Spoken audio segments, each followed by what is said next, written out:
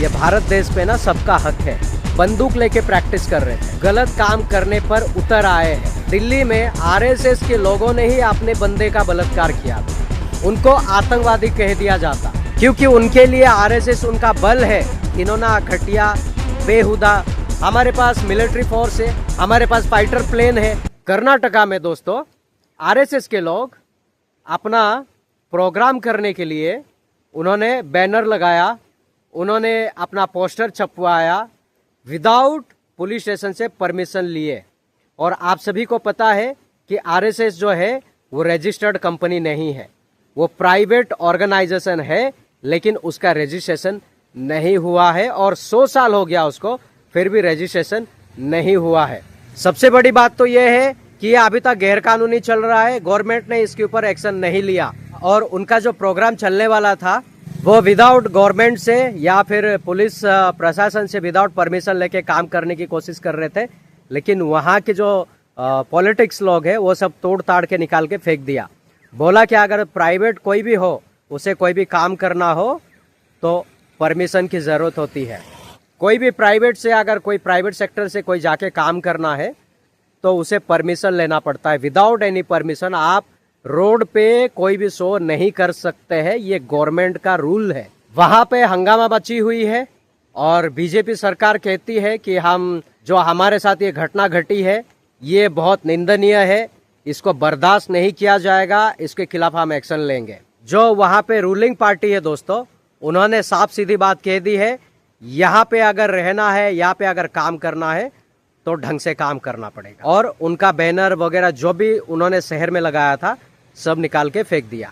मेरा कहने का मतलब ये है दोस्तों, अगर तुम अपने आप को ये कोट करते हो कि हम भारत के राष्ट्रीय समाज सेवा संघ है, भारत का सेवा करने के लिए निकले, तो गैर कानूनी काम क्यों कर रहे हो? परमिशन लेने की जरूरत क्यों नहीं समझा तुम लोगों ने? आरएसएस में आने का मतलब ये नहीं है कि भारत तुम्हारा जागीर है, ये भारत देश पे ना सबका हक है। आरएसएस का सिर्फ हक नहीं है। और ये आरएसएस जो है ये चोर कंपनी है, इसीलिए छुप छुप के काम कर रही है। क्योंकि ये छुप छुप के वाला वर्ड में इसलिए लिया दोस्तों, तमिलनाडु में एक जगह पे 186 आरएसएस के बंदे एक स्कूल के अंदर उनकी प्रैक्टिस कर रहे थे। खाली हाथ प्रैक्टिस नहीं कर रहे थे, उन सभी के हाथ में गन था, बंदूक लेके प्रैक्टिस कर रहे थे। और वो प्रैक्टिस क्यों किया जा रहा था बंदूक लेके, और सबके हाथ में बंदूक है? इसका मतलब क्या है दोस्तों, इनके पास इतने सारे बंदूकें कहां से आई? अगर आप छोटा सा 6 राउंड वाला पिस्टल भी अगर आपको लेना है तो पुलिस स्टेशन में जाना पड़ता है, बहुत सारा फॉर्मेलिटी पूरा करना पड़ता है, लाइसेंस लेना पड़ता है बकायदा, और आपको ट्रेनिंग दी जाती है। बहुत सारे इसके पीछे बहुत सारा काम है। लेकिन इनके पास बंदूक कहां से आए? और वो स्कूल के ग्राउंड में जाके प्रैक्टिस कर रहे थे फायरिंग करने का। और जब पुलिस को पता चलती है, पुलिस वहां पे आती है, तो सब भाग जाते। 39 लोगों को पकड़ा जाता है और उनको गिरफ्तार किया जाता है बंदूक समेत। मैंने पहले वीडियो में बताया था कि मैंने आपको कहा था कि नेक्स्ट वीडियो में आपको समझाऊंगा मैं ऐसा क्यों कह रहा हूँ। तो कहने का मतलब ये है दोस्तों, अब ये आरएसएस वाले गलत काम करने पर उतर आए हैं। क्योंकि आपने देखा होगा दिल्ली में आरएसएस के लोगों ने ही अपने बंदे का बलात्कार किया था। आरएसएस की लोग ही इस देश में बड़े बड़े कांड कर रहे हैं। अभी इनके हाथ में जो बंदूक निकले हैं दोस्तों, अब ये बंदूक अगर किसी और दूसरे रिलीजियस के लोगों के हाथ में, दूसरे धर्म के लोगों के हाथ में अगर मिलता तो सीधा उनको आतंकवादी कह दिया जाता।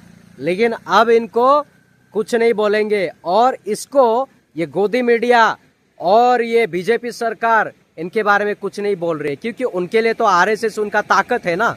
और वो आरएसएस के दम पर ही भारत को हिंदू राष्ट्र बनाने की सोच रहे, और भारत को हिंदू राष्ट्र बनाने का उनका एक माइंडसेट है। और ये इनका जो आरएसएस ये घिनौना घटिया बेहुदा संघ है, और ये संघ को लेके वो लोग चल रहे। अभी मुझे एक बात बताओ, अभी आप लोगों ने इसके बारे में सुना है कि नहीं सुना मुझे नहीं पता, लेकिन इन सब के हाथ में बंदूक मिलने का क्या मतलब है दोस्तों?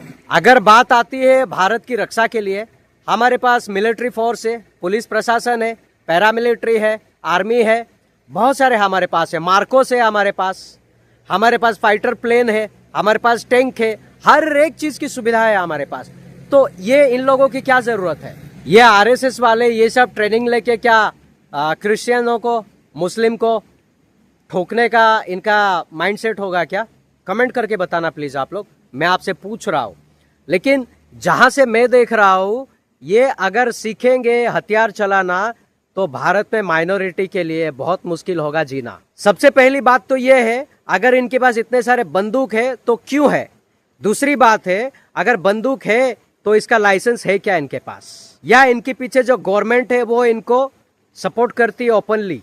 अगर गवर्नमेंट इनको ओपनली सपोर्ट करती है तो हमारे इस देश में जो आर्मी है, पुलिस प्रशासन है, मिलिट्री फोर्स है, तो इसकी क्या जरूरत है फिर?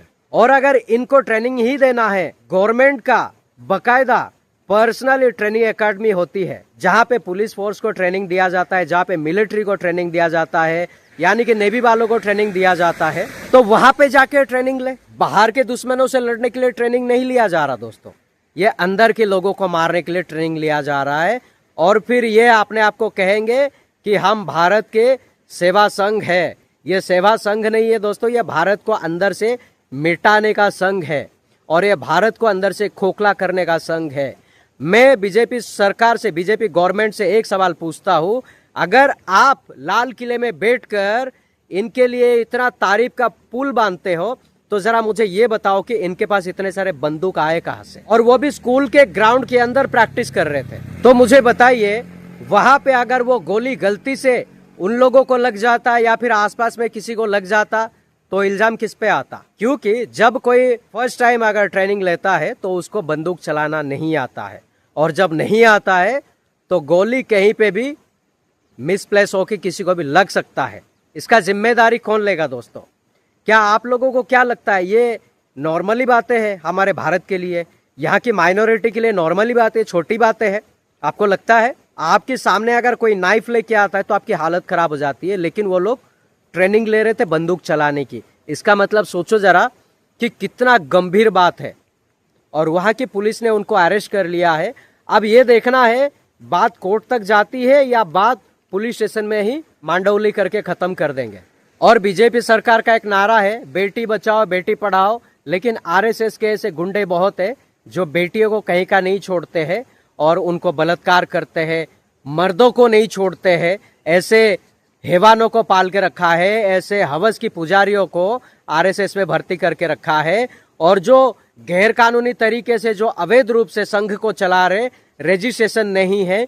तो आप लोग बताइए, जो जिस कंपनी का रजिस्ट्रेशन नहीं है वो कितना घटिया कंपनी होगा और उनके अंदर कितने बुरे बुरे काम होते होंगे। तो मैं ये कहना चाहता हूँ, अब ये लोग अंदर से बड़े बड़े काम भी कर रहे होंगे, ड्रग्स भी बेच रहे होंगे, गांजा बेच रहे होंगे, चरस, अफीम सब कुछ बेच रहे होंगे, हेरोइन तक बेच रहे होंगे, या फिर ह्यूमन ट्रैफिकिंग का भी काम कर रहे होंगे ये लोग। और अगर कोई नॉर्मल इंसान जाता है पिस्टल के लिए अप्लाई करने के लिए, उसे कई तरीके का सवाल किया जाता है, सवाल पूछा जाता है, तो इनके पास बंदूक आए कहां से? मेरा सवाल ये है कि बंदूक आया कहां से, दिया किसने इनको? 186 लोग वहां पे ट्रेनिंग ले रहे थे, जिसमें कि 39 लोग पकड़े गए।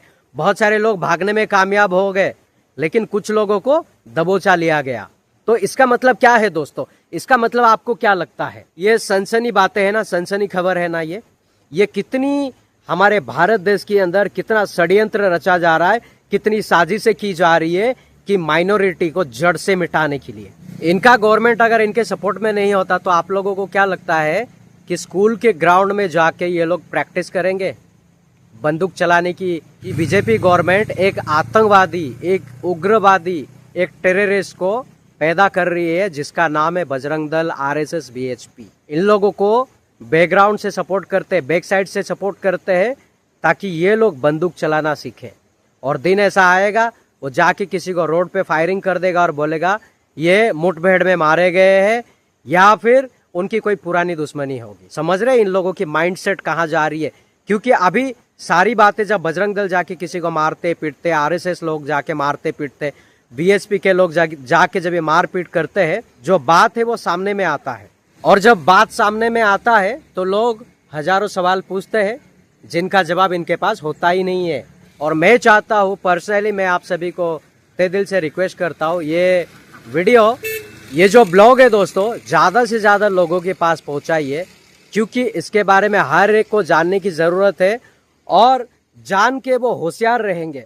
अभी तो ये मैटर सामने आया है, लेकिन अंदर ही अंदर और क्या क्या कर चुके होंगे किसी को नहीं पता। और एक बात मैं कहना चाहता हूँ, अभी आप लोगों ने देखा होगा कि कुछ समय पहले प्रधानमंत्री नरेंद्र मोदी जी यूक्रेन गए थे, रसिया गए थे। उनकी जो वॉर चल रही है, जो लड़ाई चल रही है, जो युद्ध चल रहा है, उसको रुकाने के लिए गए थे। और कहते हैं कि नरेंद्र मोदी एक अकेला एक लौता इंसान ऐसे है जो यूक्रेन और रसिया का वॉर को रुका सकते हैं, उनकी लड़ाई को रुका सकते हैं। मेरा एक सवाल है, अगर नरेंद्र मोदी जो दो देश का युद्ध है, जो वॉर चल रहा है, उसको रुका सकते हैं, जो मणिपुर जल रहा था और भारत के अंदर जो अंजाम हो रहे माइनॉरिटी के साथ, उसको क्यों नहीं रोक पाते हैं? उसे क्यों नहीं रुका सकते हैं? या उसको रुकाने के लिए दम नहीं है? मणिपुर में 300 से ज्यादा चर्च जला दिए, आज भी बहुत सारे लोग शेल्टर में रहते हैं। तो वो सारी चीजों को क्यों नहीं रोकते हैं? जब से मणिपुर जला तब से लेकर अभी तक एक बार भी गए नहीं नरेंद्र मोदी मणिपुर विजिट पे। तब उनको यूक्रेन दिख रहा था, रसिया दिख रहा था, लेकिन खुद के घर के अंदर आग लगी है वो दिखाई नहीं दे रहा था। तो दोस्तों, ऐसे दोगली सरकार से, दोगले लोगों से बचे रहिएगा, क्योंकि जो घर की आग को बुझा नहीं सकता वो बाहर की आग को बुझाने की कोशिश करते हैं। इसका ये माइंडसेट आप समझते हैं क्या है? और जब से इनका सरकार आया है 2014 से लेकर अभी तक एक बार भी प्रेस कॉन्फ्रेंस नहीं हुआ इनका। ब्रिक्स का जो मीटिंग हुआ था दोस्तों, उसमें से पब्लिक का टैक्स का पैसा 89 करोड़ रुपया खर्च कर लिया गया। 89 करोड़ रुपया। मेरे बाप दादाओं ने भी इतना करोड़ रुपया नहीं देखा है जितना इन लोगों ने खर्चा कर दिया है। आप सभी को क्या लगता है? आप सभी का अपना ओपिनियन कमेंट बॉक्स में देना, और ये वीडियो ज्यादा से ज्यादा लोगों के बीच में शेयर करें दोस्तों।